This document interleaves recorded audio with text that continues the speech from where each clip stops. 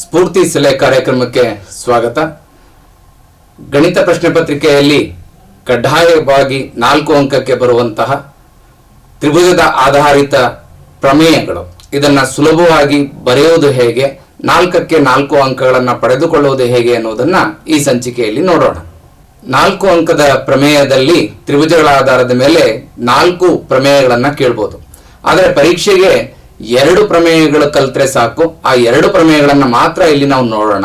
ಇದರಲ್ಲಿ internal choice ಇರುತ್ತೆ, ಹಾಗಾಗಿ 2 ಪ್ರಮೇಯಗಳನ್ನು ನೋಡಿಕೊಂಡ್ರೆ ಸಾಕು. ಮೊದಲನೇ ಪ್ರಮೇಯ ಥೇಲ್ಸ್ ಪ್ರಮೇಯ. ಇದನ್ನ ಮೂಲ ಸಮಾನುಪಾತತೆಯ ಪ್ರಮೇಯ ಅಂತಾನೂ ಕರೀತಾರೆ. ಇದರ ಹೇಳಿಕೆಯನ್ನ ಬಹುತೇಕ ಬಾರಿ ಅವರೇ ಕೊಟ್ಟಿರ್ತಾರೆ.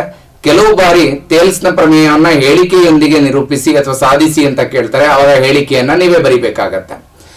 ತ್ರಿಭುಜದ 2 ಬಾಹುಗಳನ್ನು 2 ವಿಭಿನ್ನ ಬಿಂದುಗಳಲ್ಲಿ ಛೇದಿಸುವಂತೆ ಒಂದು ಬಾಹುವಿಗೆ ಸಮಾಂತರವಾಗಿ ಎಳೆದ ಸರಳ ರೇಖೆಯು ಉಳಿದ 2 ಬಾಹುಗಳನ್ನು ಸಮಾನುಪಾತದಲ್ಲಿ ವಿಭಾಗಿಸುತ್ತದೆ. ಈ ಹೇಳಿಕೆ ಬಹಳ ಇಂಪಾರ್ಟೆಂಟ್. ನಾನು ಈ ರೆಡ್ ಲೈನ್ ಅಲ್ಲಿ ತೋರಿಸಿದಿಲ್ಲ, ಇದನ್ನ ಗಮನಿಸಿ.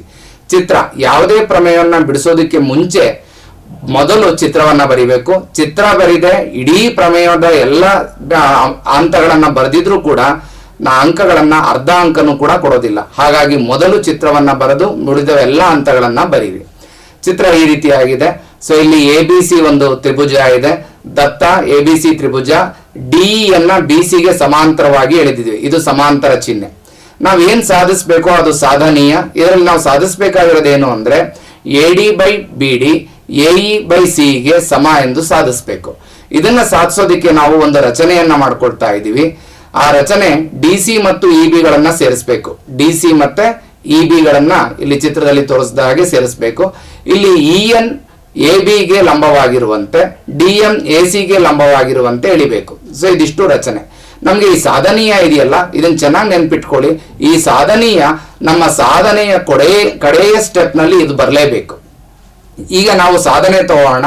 ಸಾಧನೆಯನ್ನ ಸುಲಭವಾಗಿ ಬರೆಯೋದು ಹೇಗೆ, ನೆನಪಿಟ್ಕೊಳ್ಳೋದು ಹೇಗೆ ಅನ್ನೋದು ನಾನು ಹೇಳ್ತಾ ಇದ್ದೀನಿ. ಗಮನ ಇಟ್ಟು ಕೇಳಿಸ್ಕೊಳ್ಳಿ. ಇಲ್ಲಿ ಮೊದಲನೇದು ತ್ರಿಭುಜ ADE ಮತ್ತು ತ್ರಿಭುಜ BDE. ಇಲ್ಲಿ ನೋಡಿ ADE BDE. ಸೊ ಇಲ್ಲಿ A ಇದೆ, ಇಲ್ಲಿ B ಇದೆ. ನೆನ್ಪಿಟ್ಕೊಳ್ಳೋಕೆ ಸುಲಭ. ತ್ರಿಭುಜ ADE ತ್ರಿಭುಜ BDE. ಅದನ್ನೇ ಆ 2 ತ್ರಿಭುಜಗಳಲ್ಲಿ ನಾನು ಅನುಪಾತ ತಗೋತಾ ಇದ್ದೀನಿ. ತ್ರಿಭುಜ ADE ಬೈ ತ್ರಿಭುಜ BDE. ಇಲ್ಲಿ ಏನ್ ಬರ್ಕೊಂಡಿದಿರೋ ಅದನ್ನೇ ಮೇಲೆ ಕೆಳಗೆ ಬರ್ಕೊಳ್ಳಿ. ಇಸ್ ಈಕ್ವಲ್ ಟು ಇಲ್ಲಿ ನನಗೆ ಏನ್ ಬರಬೇಕು ಅಂತ ಅಂದ್ರೆ ನನ್ನ ಸಾಧನೀಯದ ಮೊದಲನೇ ಇದೇನಿದೆ ಈ ಭಾಗ ಎಡಭಾಗ, ಇದನ್ನ ನನಗೆ ಇಲ್ಲಿ ಮೇಲ್ ಬರ್ಕೊಳ್ಳಿ. AD by BD. ಇಲ್ಲಿ ಅರ್ಧ ಅರ್ಧ ಇಂಟು EN ಇವೆರಡನ್ನ ಸೇರಿಸ್ಕೊಳ್ಳಿ. ಇಲ್ಲಿ ನಾನು ಏನ್ ಬರೀತಾ ಇದ್ದೀವಿ ಅಂದ್ರೆ ತ್ರಿಭುಜದ ವಿಸ್ತೀರ್ಣದ ಸೂತ್ರ ಅರ್ಧ ಇಂಟು ಪಾದ ಇಂಟು ಎತ್ತರ. ಇಲ್ಲಿ ನನಗೆ ಉಳ್ಕೋಬೇಕಾಗಿರೋದೇನು AD ಬೈ BD. ಅರ್ಧ ಅರ್ಧ ಕ್ಯಾನ್ಸಲ್ ಆಗುತ್ತೆ, EN ಕ್ಯಾನ್ಸಲ್ ಆಗುತ್ತೆ, AD ಬೈ BD ಉಳ್ಕೊಳ್ಳುತ್ತೆ. ಇದನ್ನ 1 ಅಂತ ಇಟ್ಕೊಳ್ಳಿ. ಅದೇ ರೀತಿ ನಾವು ಮೇಲ್ಗಡೆ ಏನು 2 ತ್ರಿಭುಜ ತಗೊಂಡ್ವಿ, ಇಲ್ಲೂ 2 ತ್ರಿಭುಜ ADE ಜೊತೆಗೆ CDE.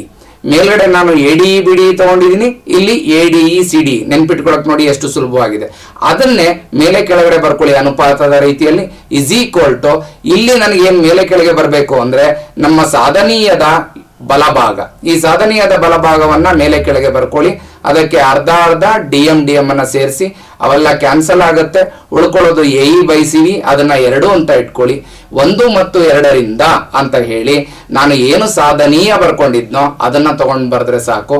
ಇಲ್ಲಿಗೆ ನಮ್ಮ ಪ್ರಮೇಯ ಸಾಧಿಸಿದಂಗೆ ಆಗತ್ತೆ. 4 ಅಂಕಗಳನ್ನ ಸುಲಭವಾಗಿ ಗಳಿಸ್ಕೋಬಹುದು. ಮುಂದಿನ ಪ್ರಮೇಯವನ್ನ ನೋಡೋಣ. ಕೋನ ನಿರ್ಧಾರಕ ಗುಣ. ಇಲ್ಲೂ ಅಷ್ಟೇ ಹೇಳಿಕೆಯನ್ನ ಬಹುತೇಕ ಬಾರಿ ಅವರೇ ಕೊಟ್ಟಿರ್ತಾರೆ. ಹೇಳಿಕೆಯ ಆಧಾರದ ಮೇಲೆ ನಾವು ಸಾಧಿಸಬೇಕಾಗತ್ತೆ. ಚಿತ್ರವನ್ನ ಬರೆಯೋದನ್ನ ಮರಿಬೇಡಿ. ಇದು ಕಡ್ಡಾಯ. ಚಿತ್ರ ಬರದೆ ಉಳಿದ ಹಂತಗಳನ್ನ ಬರಿಬೇಕು. ಇಲ್ಲಿ 2 ತ್ರಿಭುಜವನ್ನ ನಮಗೆ ಚಿತ್ರದಲ್ಲಿ ಬರಿಬೇಕು. ABC ಒಂದು, DEF ಒಂದು. ತ್ರಿಭುಜ ABC ಮತ್ತು ತ್ರಿಭುಜ DEF ಗಳಲ್ಲಿ ಕೋನ A ಕೋನ D ಗೆ ಸಮ, ಕೋನ B ಕೋನ E ಗೆ ಸಮ, ಕೋನ C ಕೋನ F ಗೆ ಸಮ. ನೋಡಿ ಅದು ದತ್ತ. ಅದನ್ನ ಬರ್ಕೊಂಡಿದ್ದೀವಿ. ಇಲ್ಲಿ ಸಾಧಿಸಬೇಕಾಗಿರೋದು ಏನು, ನಾವು AB by DE BC by EF CA by FD ಅಂತ ಸಾಧಿಸಬೇಕು. ಸೊ ಈ ಸಾಧನೆಯ ಬಹಳ ಮುಖ್ಯ. ಇದೇ ನಮ್ಮ ಸಾಧನೆಯ ಕಡೆಯ ಸ್ಟೆಪ್ ನ ಉತ್ತರ ಆಗಿರುತ್ತೆ. ಸೊ ಇಲ್ಲಿ ನಾವು ರಚನೆ ಏನ್ ಮಾಡ್ಕೋಬೇಕು, AX DE ಗೆ ಸಮನಾಗಿರುವಂತೆ AY DF ಗೆ ಸಮನಾಗಿರುವಂತೆ ರಚಿಸ್ಕೋಬೇಕು. ಇಲ್ಲಿ XY ಮತ್ತು ಬಿಂದುಗಳನ್ನ ಗುರುತಿಸಿ XY ಅನ್ನ ಸೇರಿಸಬೇಕು. ಇದು ನಮ್ಮ ರಚನೆ.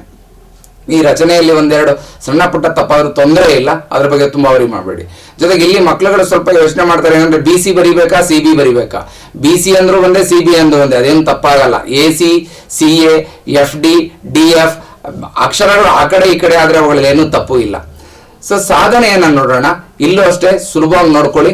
ತ್ರಿಭುಜ AXY, ಈ ತ್ರಿಭುಜ ನೋಡೋದಕ್ಕೆ ಒಂದೇ ತರ ಇದೆಯಲ್ಲ, ಇವೆರಡು ತ್ರಿಭುಜಗಳನ್ನ ತಗೊಳ್ಳಿ. AXY DEF, ಇದರಲ್ಲಿ ಕೋನ A ಕೋನ D ಅಂತ ನಮ್ಗೆ ಈಗ ಆಲ್ರೆಡಿ ಗೊತ್ತಿದೆ, ಅದು ನಮ್ಮ ದತ್ತದ ಪ್ರಕಾರ. AX DE ಗೆ ಸಮ, ಹಾಗೆ AY DF ಗೆ ಸಮ. ಅದನ್ನೇ ನೋಡಿ ಇಲ್ಲಿ ಬರ್ದಿದ್ದೀವಿ ನಾವು ಸಾಧನೆಯಲ್ಲಿ, AD AX DI AY DF. ಆದ್ದರಿಂದ ಎರಡೂ ತ್ರಿಭುಜಗಳು ಸರ್ವಸಮ ಬಾಕೋಬ ಪ್ರಕಾರ. ಆದ್ದರಿಂದ ಈ ಎರಡು ಸರ್ವಸಮ ಇರೋದ್ರಿಂದ ಕೋನ X ಕೋನ E ಗೆ ಸಮ ಆಗುತ್ತೆ, ಕೋನ Y ಕೋನ F ಗೆ ಸಮ ಆಗುತ್ತೆ. ಆದ್ದರಿಂದ XY EF ಆಗುತ್ತೆ. XY BC ಗೆ ಸಮಾಂತರವಾಗುತ್ತೆ. ಈ XY BC ಗೆ ಸಮಾಂತರ ಆಗಿರೋದ್ರಿಂದ ಆದ್ದರಿಂದ ಅಂತ ಹೇಳಿ ನೇರವಾಗಿ ನೀವು ಇದನ್ನ ನಾವೇನು ಸಾಧನೀಯ ಇದೆ ಅದನ್ನ ಬರೆದ್ರೆ ನಿಮ್ಗೆ 4 ಅಂಕಗಳು ಸಿಗತ್ತೆ. ಸುಲಭವಾಗಿ ಸಾಧನೆಯ ಸ್ಟೆಪ್ಗಳನ್ನ ಇಲ್ಲಿ ಹೇಳ್ಕೊಡ್ಲಾಗಿದೆ. ಈ ಎರಡೂ ಪ್ರಮೇಯಗಳನ್ನ ನಿಮ್ಗೆ ಹೇಗೆ ಸುಲಭವಾಗಿ ಬರೀಬಹುದು ಅಂತ ಹೇಳ್ಕೊಟ್ಟಿದ್ದೀನಿ. ಎರಡೂ ಪ್ರಮೇಯಗಳನ್ನ ಕಲ್ತ್ಕೊಂಡು ಒಂದೆರಡು ಸಲ ಪ್ರಾಕ್ಟೀಸ್ ಮಾಡಿದ್ರೆ ಸಾಕು, ನಿಮ್ಗೆ ಬರೆಯೋದಕ್ಕೆ ಬಂದ್ಬಿಡುತ್ತೆ. ಕಡ್ಡಾಯವಾಗಿ 4 ಅಂಕನ್ನ ನೀವು ಪರೀಕ್ಷೆಯಲ್ಲಿ ಗಳಿಸ್ಕೊಳ್ಬಹುದು. ಧನ್ಯವಾದಗಳು.